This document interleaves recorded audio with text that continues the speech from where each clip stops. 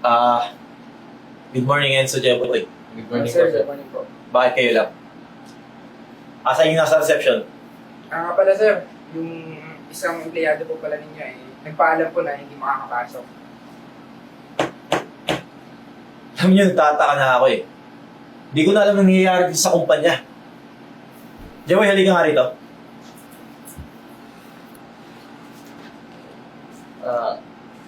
Sir, bakit po? Sabi ka nga sa akin ng totoo. Alam ko ikaw pinakamatagal dito. Ano ba talaga nangyayari? Sir, kasi po ano eh. Ano? Pinsan! Good morning! Good morning. Bakit ganyan suot mo? Office boy ka dito ah. Nga pala sir, si Brian pala sir tinuturuan ko kapag may bakanting oras ako. Tama yan, pinsan. Tama yan. Salamat, Enzo.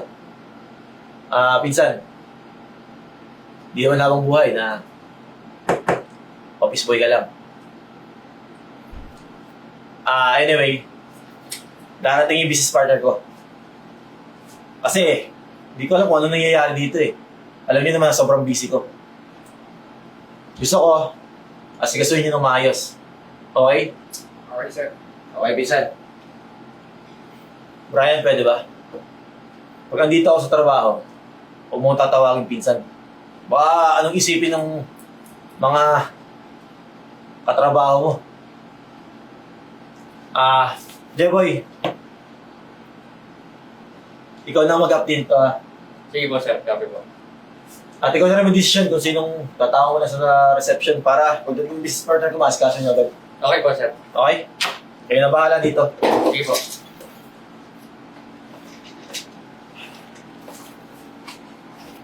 Oy! Umalis ka dyan. Ikaw magbantay dun sa reception. Hindi ka bagay dyan.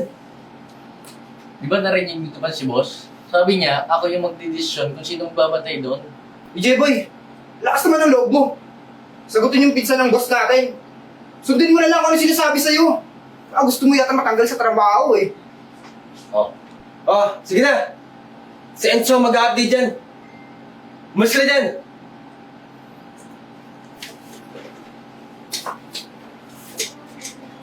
Ito huwag mong kakausapin pagka mukhang mahihirap yung papasok Naintindihan mo?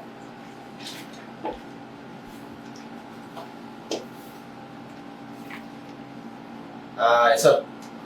Hintayin kita doon sa restaurant Magugutom na kasi ako Kakain muna tayo. Sige sir Brian, tapusin ko lang to. Sunod na kita. Kaya kita.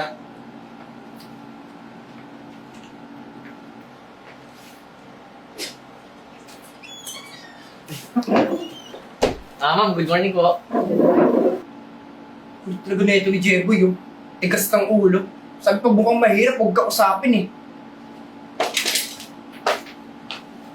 Ma'am, anong sadya mo para maitago ko na sa office kung sino po yung kumausap? Jeboy, di ba sinabihan ka na ni Brian kanina na huwag mong kakausapin yung customer pag mukhang mahirap? Bakit? Ano ba mapapala mo dyan? Lahat naman ng dumadaan dito na client, kailangan kausapin, di ba? Jeboy, binabalaan na kita. Pagkatapos dyan, paalisin mo na. Pag ikaw naabutan ni Brian, magkakaproblema ka pa. Anyway, ma'am, pasensya na po kayo dun ganun lang po talaga kasi yung mga yun Tsaka, ma'am, Okay lang yan. Ano pa ba? Wala kang magnawang mali. Ayos lang ang nagkatrabaho ma'am, sa totoo lang, gusto ko na po talaga ng lumipat ng trabaho Kaso, ang iniisip ko, pag lumipat naman ako, baka di agad ako matanggap. May sakit po yung tatay ko Kaya di po ako makaalis-alis dito. Ganun ba?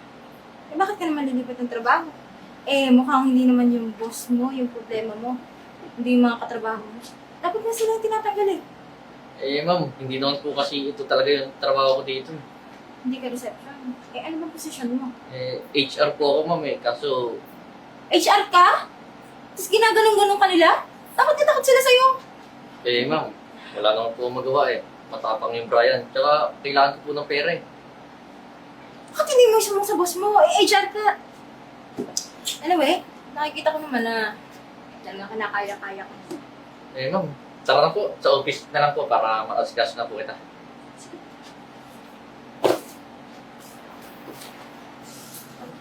Kuya Bri, salamat sa libre ah. Ako ba? Wala yun. Oh, kita mo na. Alam mo, pag ako naging boss dito, hindi lang yan ang matitikman mo. Parehas tayong angat.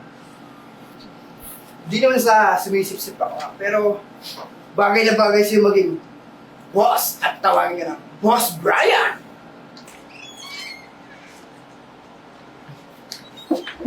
Hi, good morning. Good morning po.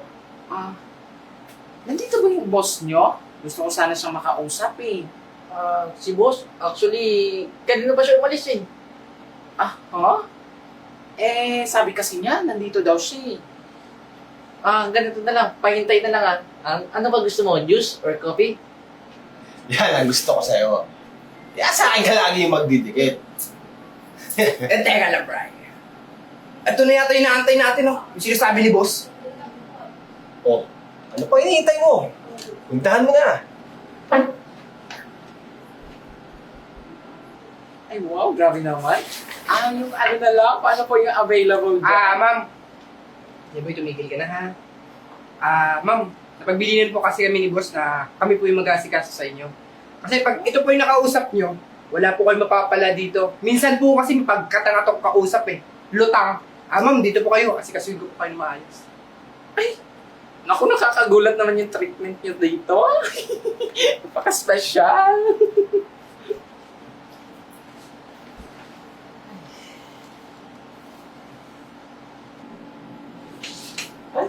Thank you. Ako po kayo. Boss! Siya pala yung sinasabi ni boss na inaantay natin. Siya ba yun? Madam. Dito po kayo. Oh, ha? Okay, madam. Grabe! Gusto ko yung treatment ninyo dito. Oh, ang ganda, suwabe! Madam. Enzo. Bili mo nga muna ng masarap na alak at pulutan si madam. Ay! Grabe yan! Grabe naman! Napakabait naman ang impirado dito. Teka lang, madam. Ano bang gusto nyo? Whiskey? Wine? O whatever you want? Ano ka ba? Hindi ako maarte. Ang gusto ko lang is kung meron kayong available na red bars. No? Napakasimple naman paluto ni madam. Hindi na ako mahirapan. Sige, Enzo. Bili ka na ng Red Doors. Samahan mo na masarap na pulutan, ha? No problem, sir. Madam. Pakintay lang, ha? Nakakamangha, ha? Ay, kayo ha? Nilalasing niyo talaga ako. Ang dami ko na nainom. Madam, okay lang yan. Inom pa. Yun lang yun, madam. Pag naubos yan, bibili pa tayo. Grabe. Bilib talaga ako sa pag-aasikaso niyo sa akin. Siyempre naman, madam. Ganyan dapat yung mga VIP lang. Pambihira naman. Anong nangyari sa office? Hindi pwede to. May balak kayo sa akin, no? Madam, wala. Wala naman. Lalo na pag may alak, may balak. Madam, shut ka na, madam. Talaga si madam, pagbiro din, ha? Sige na. Ano, hindi pa. Wala na yun, madam. Ubus na yun, madam. Ito, madam, bago. Eto. Cheers, cheers, cheers! Nahihilo Cheers. ako. Madam! Kakahilo. Hilo ako. Mahina pala yun eh. Wala na. Sabi, gusto rin. Hoy! Grabe naman kayo. Ginagawa niyong inuman tong office ni boss. Kailan, boss? Pinapakailaman ka na, oh. Sumasagot na sa'yo. Bakit? Tama naman na. Hoy, tumigil ka nga. Sinabihan ka na pala ni Enzo. Hindi ka talaga natatakot, ano? Madami na akong pinalis dito. At ikaw, wala ka na rin trabaho. Malis ka na! Di nyo na ako kailangan paalisin. Dahil ako na mismo ang magre-resign sa kumpanya nyo. Walang magre-resign. Hindi ka magre-resign. Silang dalawa ang tatanggal. Teka lang, ah. Jeboy, di ba sinabihan na kita? Paalisin mo na yan kanina pa. Bakit andito pa yan? Bakit ako papaalisan, ha? Ha? Bakit? Dahil mukha akong mahirap? Hoy! Mukhang ka? Sa ating dalawa? Ako pa talaga yung mukhang mahirap? Baka ibalik ko sa'yo yung panlalaki mo. Ingay nga.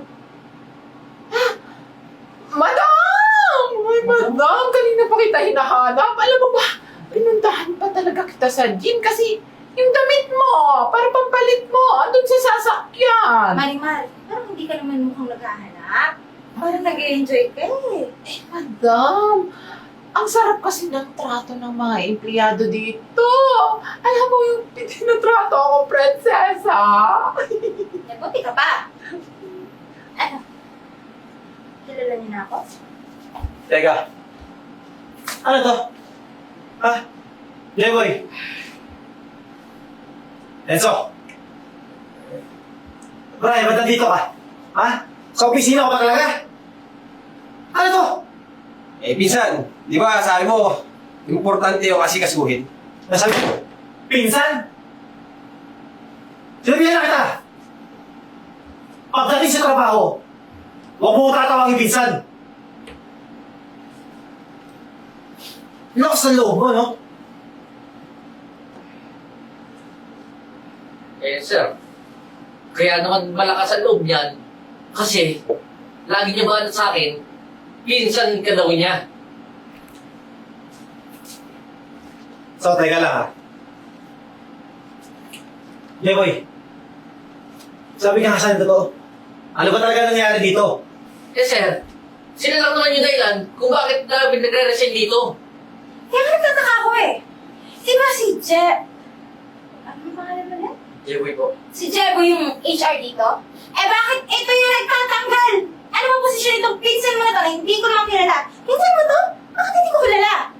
Love, nakiusap sa akin yung tatay niyan. Galing niya sa probinsya. Bigyan ko ng maayos sa trabaho. Ano posisyon?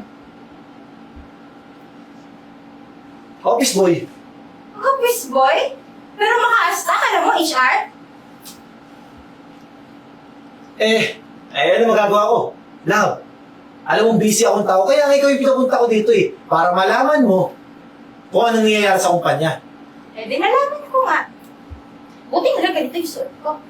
Kagaling ko lang sumba. Pagod ako, ha? Tapos ganito yung makikita ko. Sinabihan ko lang.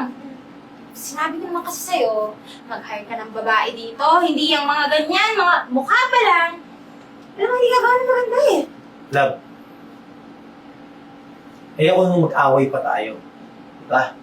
Ganun kita nare-respeto. Tsaka, marami tayong empleyado. Ano tayo dito? Kaya pala nalulugi yung kumpanya eh.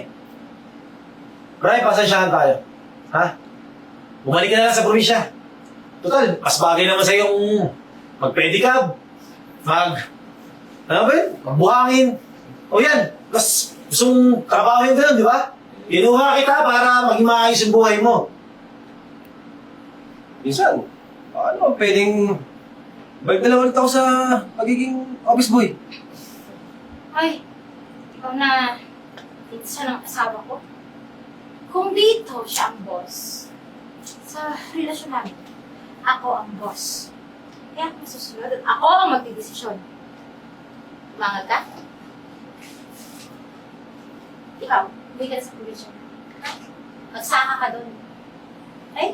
Manduhan mo yung mga kalabaw at kambing doon. Huwag yung mga empleyado dito. Okay? Pinsan, talagang natiis mo ako Ano, balik na naman ako sa pagpe-pedicab nito. Na! Ay, Ay, ha? Nakakala mo nakakaligtas ka. Ikaw nalait-lait sa akin, mukha akong mahirap. Ha? Ano? Ha? Yang ang gamit mo mukhang mag-elit. Ano naman? Ano? Sorry na, sumusunod na naman ako sa utos ni Brian eh. Sumusunod ka sa utos si Brian pero hindi sa utos ang boss mo. Madam, hindi ko mo ginagawa yung dati. Tumigil ka na. Malis ka na. Tanggal ka na rin. Brian! Baka gusto mo mawala ka rin ng trabaho. Madam, ay ako, nagugulan ako sa mga nangyayari. Tingnan mo mag-in. You're fired. Ito. Hindi mo yung tatanggalin. Hindi mo nakikipag-inom mo. Ito ba sa office? Sure, nagulat nga ako kanina. Ang ganda ng treatment nila sa akin. Parang yung treatment ng hair. Kaya nga pala sir, ma'am. Siya pa nga nag-request na gusto niyang Red Horse ang inumin nila eh. Alam mo na, hindi ko siya tatanggalin. Kasi, nakakatawa naman siya. Pag-stress ako, pinagtatawanan ko siya. Kaya, okay lang yan. Ginawa mo naman pet yan. Actually, bait ko siya! Kaya nga ganyan yung outfit niya eh. Binili ko talaga yun para sa kanya. Kaya ikaw ha, last mo na gagawin niya. Kasi kung hindi, tatanggalin kita, magagalit sa kanya. I'm fried. What? Diba? Nakaka-stress ko sa'yo! Mabuti pa. Sige na. Pagtsagaan mo na yan. Naman, sir, ha? Freeze!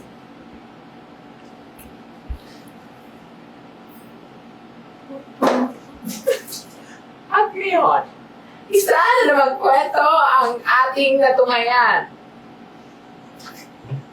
Naway, nakuhaan ninyo ng aral ang storyang ito.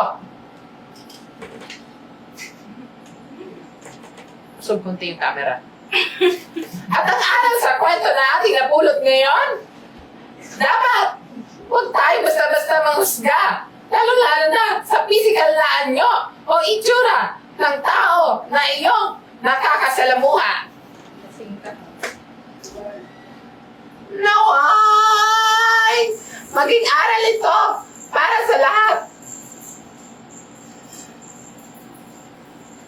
Naugaliin ang pag-inom. Hindi po, mali yan. Drink responsibly. Naway maging aral ito sa lahat na maging maingat, maging mapagbatsyag, mapangahas. Ito po si Marimar. Bato ang lawin.